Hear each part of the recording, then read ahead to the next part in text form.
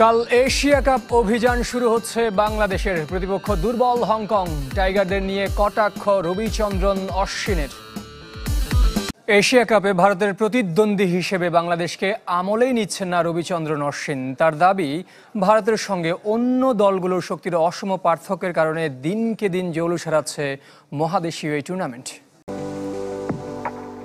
ঘরে বাইরে জিতেছে টানা ৩ সিরিজ, হারিয়েছে এশিয়ার বর্তমান আর সাবেক চ্যাম্পিয়ন শ্রীলঙ্কা ও পাকিস্তানকে। হট ফেভারিট না হলেও এবারের এশিয়া কাপে চ্যাম্পিয়নের স্বপ্ন দেখিয়ে গেছেন বাংলাদেশ অধিনায়ক লিটন দাস। কিন্তু টি-20 ফরম্যাটে ভারত থাকায় বাংলাদেশকে গোনায় ধরছেন না রবিচন্দ্রন অশ্বিন। টুর্নামেন্টে অংশ নিলেও বাংলাদেশকে গোনায় ধরছে না, তাদের নিয়ে বলার কিচ্ছু নেই, তারা এখনও ধুঁকছে। এ অবস্থায় কিভাবে ভারতের সাথে প্রতিদ্বন্দ্বিতা করতে পারবে? সামাজিক যোগাযোগ মাধ্যম পডকাস্টে অংশ নিয়ে টুর্নামেন্টের মান নিয়েও প্রশ্ন তুলেছেন ভারতীয় সাবেক অলরাউন্ডার। তার মতে, টিম ইন্ডিয়ার একচ্ছত্র আধিপত্যে দিনকে দিন একপেশে হয়ে পড়ছে এশিয়া কাপ। সত্যি আমি চাই ভারত ছাড়া অন্য কেউ এই টুর্নামেন্ট জিতুক। মতে, টিম ইন্ডিয়ার একচ্ছত্র আধিপত্যে দিনকে দিন একপেশে হয়ে পড়ছে এশিয়া কাপ। সত্যি আমি চাই ভারত ছাড়া অন্য কেউ এই টুর্নামেন্ট জিতুক, তবে কিছুটা প্রতিদ্বন্দ্বিতা তৈরি হবে।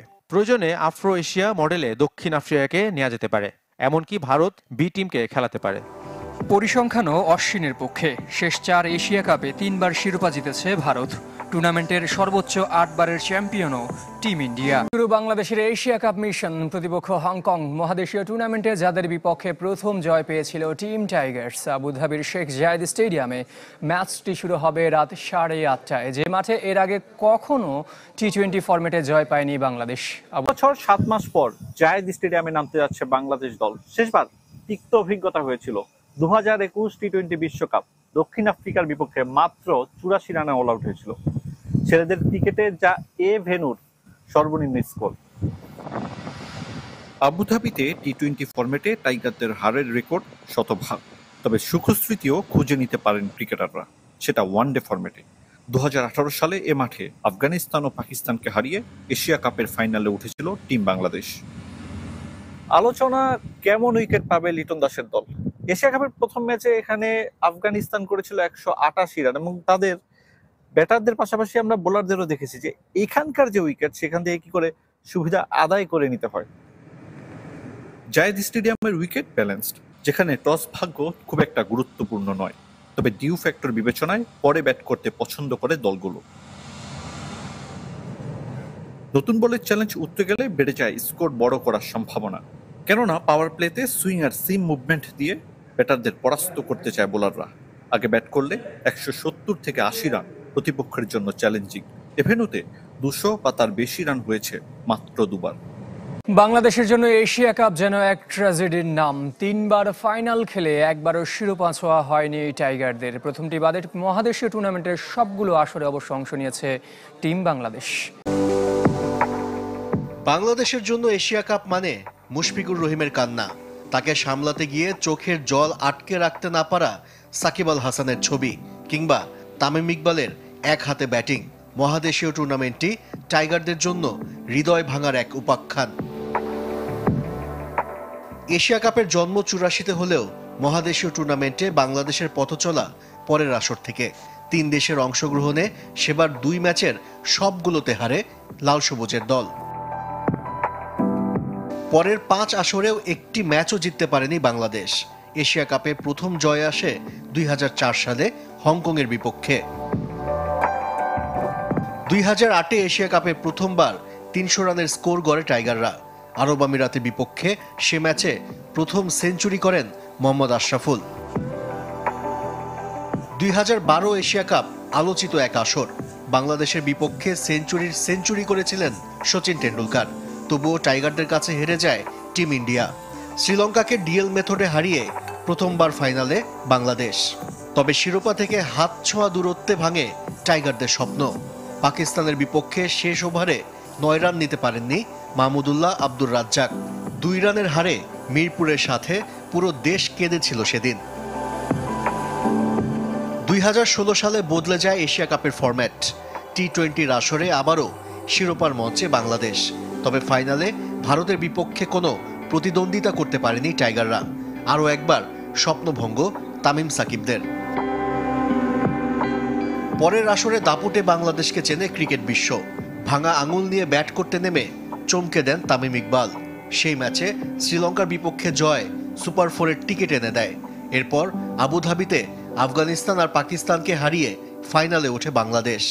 তবে আরও একবার প্রত্যাশার চাপ নিতে পারেনি টাইগাররা। ভারতের বিপক্ষে শেষ বলে ম্যাচ হারে মাশরাফির দল। 2022 আর 23 এশিয়া কাপে আশাহত করেছে টিম বাংলাদেশ। 25-এ কি পারবে জয়োৎসবে মাততে? ব্যাটিং কোচ তৈরির জন্য 3 দিনের বিশেষায়িত কোর্স শুরু হয়েছে ক্রিকেট বোর্ডে। যোগ দিয়েছেন মাহমুদুল্লাহ রিয়াদ সহ 20 জন। আন্তর্জাতিক মানের কোচ তৈরির লক্ষ্য ক্রিকেট বোর্ডের। জাতীয় দলের ক্রিকেটারদের লেভেল 2 কোচিং কোর্স করানোর ঘোষণা দিয়েছেন সভাপতি Aminul Islam. Australian trainer Ashley রস ও ইয়ান রেনশো রান স্কোরিং ওয়ার্কশপ। বিশ্বমানের ব্যাটিং কোচ তৈরি করাই লক্ষ্য। কর্মশালায় চমকের নাম মাহমুদুল্লাহ। ম্যাচ রেফারি নয়, অবসরের পর কোচিং পেশায় হয়তো বেশি আগ্রহী এই ক্রিকেটার। এখনো খেলা না ছাড়া ফজলে মাহমুদ, মার্শাল আইয়ুব, নাইম ইসলাম, শামসুর রহমানরা অংশ নিয়েছেন কর্মশালায়। আবার মোহাম্মদ আশরাফুল, শাহরিয়ার নাফিস, হান্নান সরকারের মতো নতুন কোচরা যেমন আছেন, তেমনি সোহেল ইসলাম, মিজানুর রহমান বাবুলের মতো অভিজ্ঞরাও নিজেদের আরও সমৃদ্ধ করতে চান। আর ক্রিকেট বোর্ড চায় কোচিংয়ে দেশি সক্ষমতা, বিশ্বমানের ব্যাটিং, বোলিং ও ফিল্ডিং কোচ তৈরি করতে। আপাতত শুরুটা হলো ব্যাটিং দিয়ে। যদি তারা ইন্টারন্যাশনাল লেভেল এখানে খেলে আর কোচিং যদি জিরো থাকে তাহলে তো কোচ করতে পারবে না। বাট তারা যখন অনেক উঁচু মানের কোচিং কোর্স গ্রহণ করবে এবং তাদের প্লেয়িং এক্সপিরিয়েন্স যখন একসাথে করবে, ওই মিক্সটা পৃথিবীতে খুব রেয়ার। ক্রিকেটার থেকে কোচিংয়ে আসার গুরুত্ব তুলে ধরেন ট্রেনার অ্যাশলে রস। তার মতে ভালো অবকাঠামো, পদ্ধতি আর সদিচ্ছা থাকলে অসাধারণ কোচ তুলে আনা সম্ভব। আমরা প্রসেস নিয়ে কথা বলছি। সবাই তাদের সমস্যাগুলো সামনে নিয়ে আসছে। খেলোয়াড়রা কোচিংয়ে আসলে দারুণ হয়। তাদেরও দেখলাম খুব রোমাঞ্চিত। এই সদিচ্ছা থাকলে তারা ভালো কোচ হতে পারবে। দু ট্রেনারের অধীনে 15ই সেপ্টেম্বর থেকে শুরু হবে level 3 coaching course. Mushfiqur Rahim অংশ নিচ্ছেন না। মুশফিক রেজিস্ট্রেশন হয়নি বিকজ তার অন্যান্য কমিটমেন্ট আছে। বাট এখানে কোনো রিটায়ার্ড ক্রিকেটার বা কারেন্ট ক্রিকেটার বলে কিছু নেই, যে এনিওয়ান ক্যান কাম। আরব আমিরাতে শুরু হচ্ছে বাংলাদেশের এশিয়া কাপ মিশন।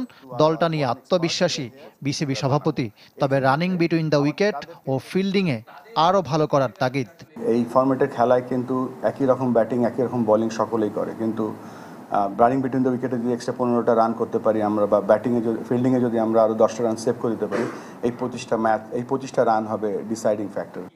জাতীয় দলের ক্রিকেটারদের লেভেল 2 কোর্স করানোর ঘোষণা দিলেন আমিনুল ইসলাম। জাতীয় দলের ক্রিকেটারদের লেভেল 2 কোর্স করানোর ঘোষণা দিলেন আমিনুল ইসলাম।